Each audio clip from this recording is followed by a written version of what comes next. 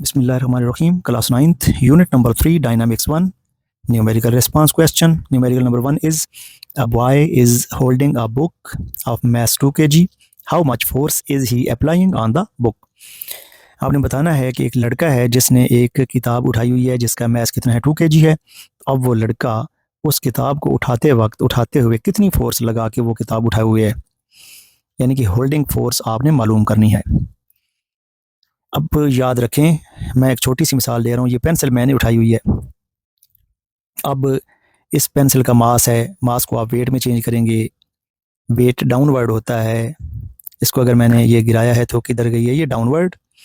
अब इस डाउनवर्ड जो फोर्स है उसको बैलेंस करने के लिए, जो वेट है उसको बैलेंस करने के लिए एक अपोजिट फोर्स मैंने लगाई है और वो होल्डिंग फोर्स है। तो बॉय जो है ना, वो कितनी होल्डिंग फोर्स लगा के उस किताब को स्टेशनरी पोजीशन में रख रहा है, उसको होल्ड करके खड़ा है। तो चलते हैं सॉल्यूशन की तरफ। मास ऑफ बुक कितना है, 2 kg है, और होल्डिंग फोर्स आपने मालूम करनी है। यहीं तक आपका सवाल का पहला हिस्सा है।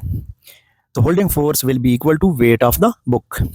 अब वेट के बारे में आप जानते हैं कि उसको W से जाहिर किया जाता है, और W is equal to mg। जब मास गिवन हो तो उसको वेट में चेंज कर सकते हैं, W is equal to mg।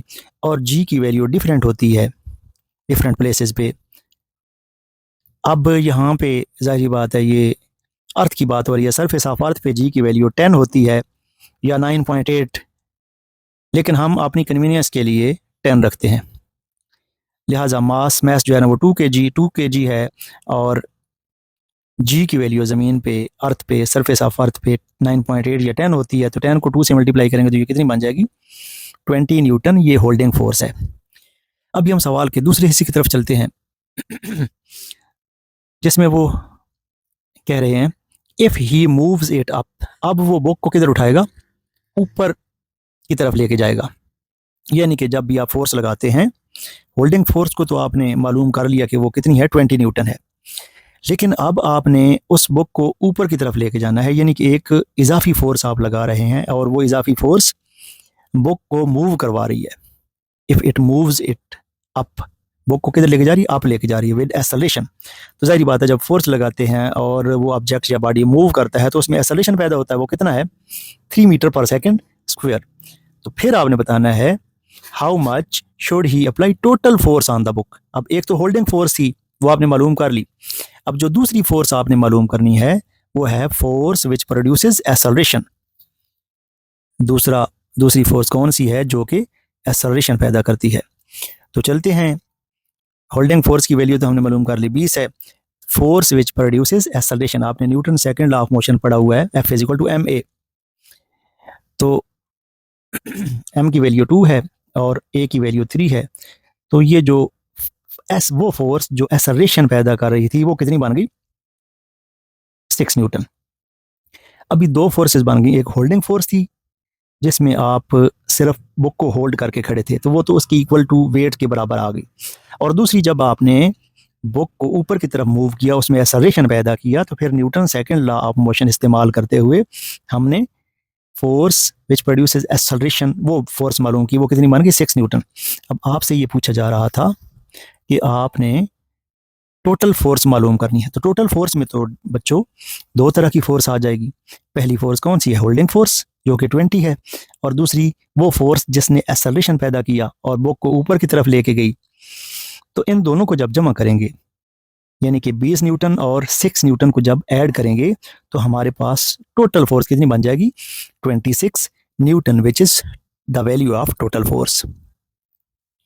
Numerical number 2, simple सा एक न्यूमेरिकल है जिसमें आपसे पूछा जा रहा है कि एक गर्ल है जिसका मास कितना है, 30 kg है, is running with velocity of 4 metre per second, और वो दौड़ रही है, और दौड़ते वक्त उसकी वेलोसिटी कितनी है, 4 मीटर पर सेकेंड।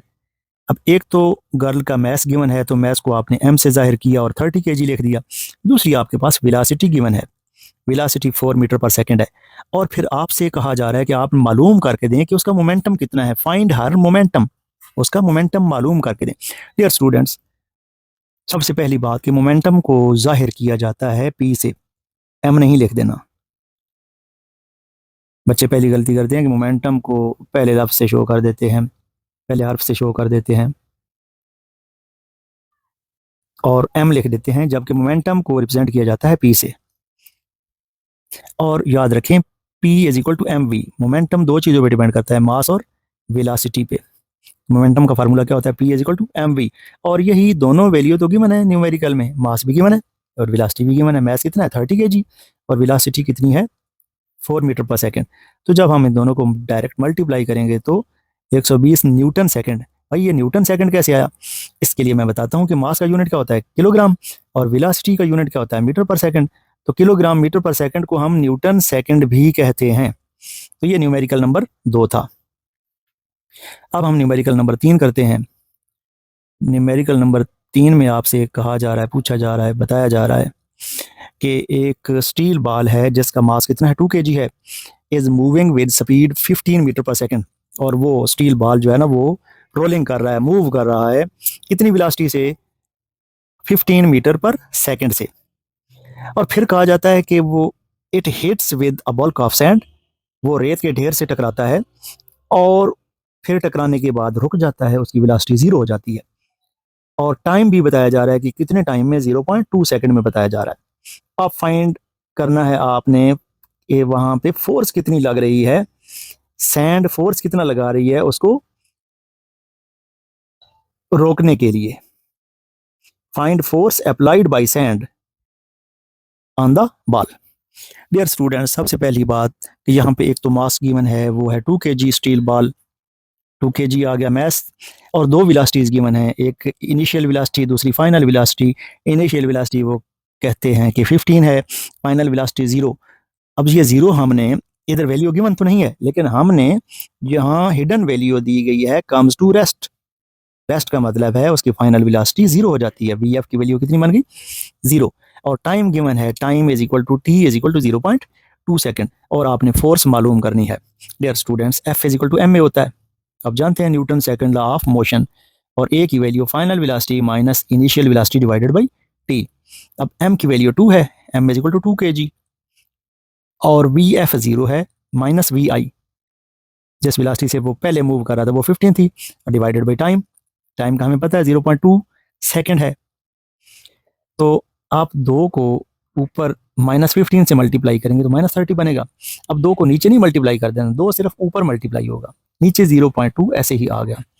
तो जब आपने कैलकुलेटर पे -30 डिवाइडेड बाई 0.2 किया तो ये आपका बन जाएगा -150 न्यूटन। तो ये न्यूमेरिकल नंबर 3 था। Dear students, numerical number 4, 100 gram bullet is fired from 5 kg gun. अब यहाँ पे दो मैसेज गिवन है, एक मैस ऑफ बुलेट है और दूसरी मैस ऑफ गन है।